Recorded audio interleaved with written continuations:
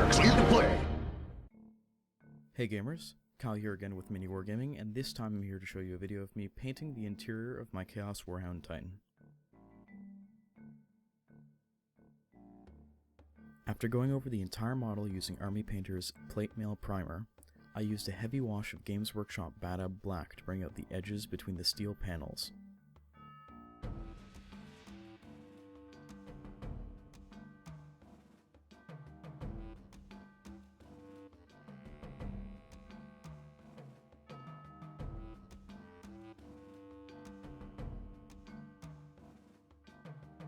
After the wash had completely dried, I went over with a coat of Reaper Master Series Tan Skin, covering all the areas that appear to be organic and growing off the Princeps or the Servitors.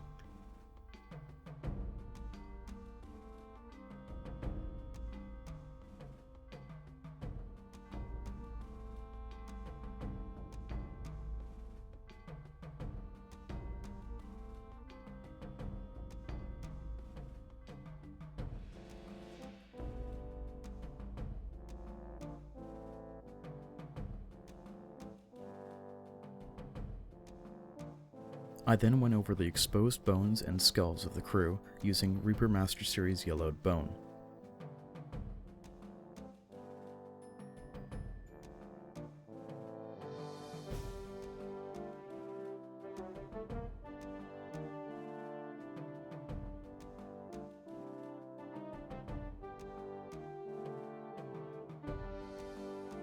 I then went over the raised area of the bones and highlighted them using Creamy Ivory from Reaper Master Series.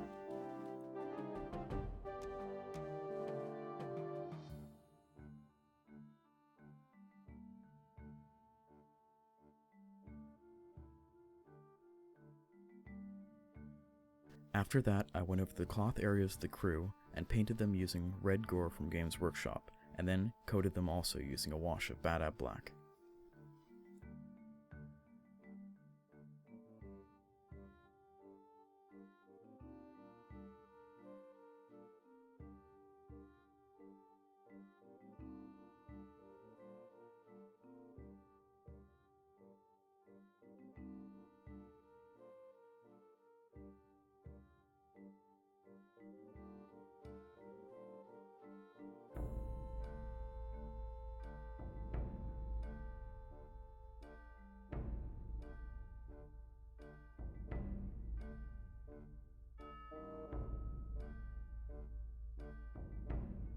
For the tech priest in the back of the interior, I decided to paint his hood a different color, blood red from Games Workshop, to make his clothing more interesting than just one flat color.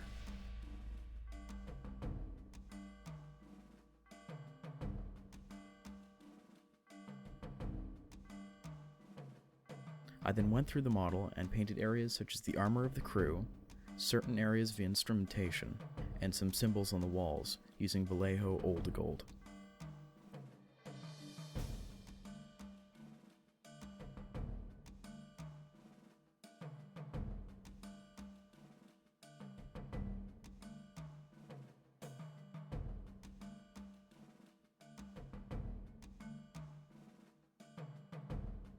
I then went back and applied a wash of Griffon Sepia from Games Workshop to areas such as the exposed bone and the Vallejo Old Gold.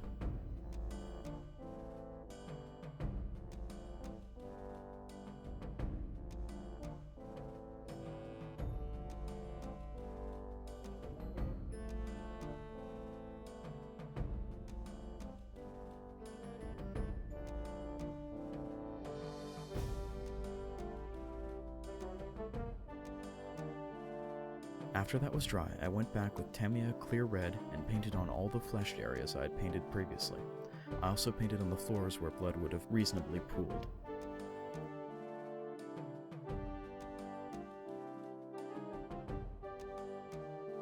I just need to stop for a second and mention how good this paint is. Tamiya Clear Red is probably the most realistic blood I've ever seen, to the point where even after you've stopped brushing onto the model, it will start to get sticky and clawed up like actual blood.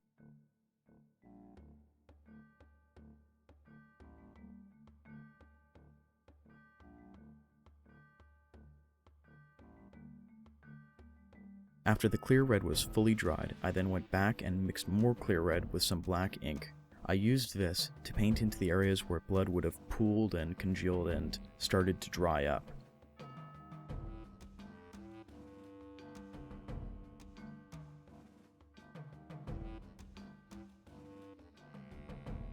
Finally, I went through and painted the various internal displays on different systems using either Regal Blue or Warpstone Glow from Games Workshop.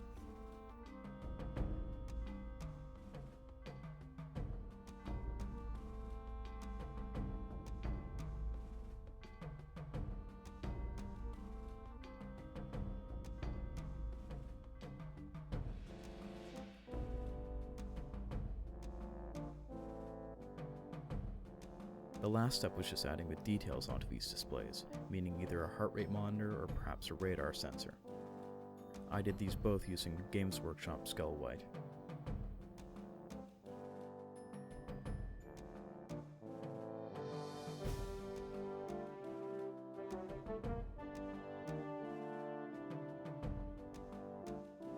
And with that, the interior of the Titan is done. I think it turned out quite well, especially when you consider how basic the paints and the techniques used were. Although this area of the model will never actually be seen by most people unless they remove the top of the carapace, I expect to use a lot of the lessons that I learned here on the rest of the model, although using more advanced techniques such as wet blending and airbrushing to get cleaner results.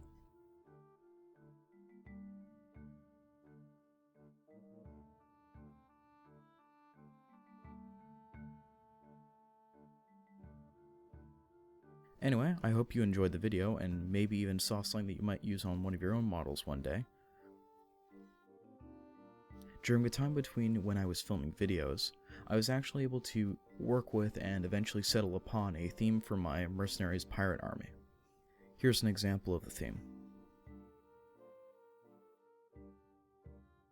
Because of this, the next time I come back and start filming, I'll be working on my Mercenary Colossal the Galleon. Until then, thanks and happy wargaming.